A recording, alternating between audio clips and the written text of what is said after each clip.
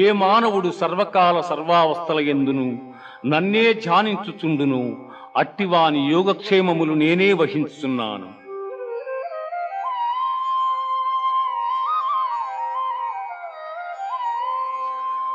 పత్రం పుష్పం ఫలం తోయం యో మే భక్త్యా ప్రయచ్చతి తదహం భక్త్యుపహృతం అస్నామి ప్రియతాత్మనః. ఎవడు భక్తితో నాకు పత్రమైనను పుష్పమైనను ఫలమైనను ఉదకమైనను ఫలాపేక్షరహితముగా సమర్పించుచున్నాడు అట్టివానిని నేను ప్రీతితో స్వీకరించుచున్నాను.